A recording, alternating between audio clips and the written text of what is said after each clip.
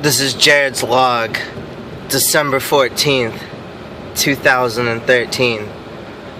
I'm a lone survivor, driving through what's left of the Mall of New Hampshire. There are few people left alive, but the conditions are slowly taking over and destroying what life is left. Many people thought it was a good idea to seek shelter at the mall, but they were wrong. I see no hope for them. I drive only looking for a better shelter with food and water and supplies so I can reach my home where I hope to see my family if they're still alive. Conditions aren't great. Low on gas. It's a cold winter that no one saw coming, but everyone expected.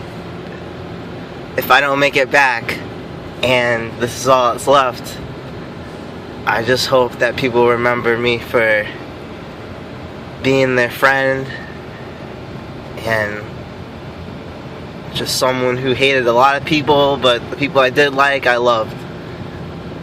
So, that's it. That's all I got. Later.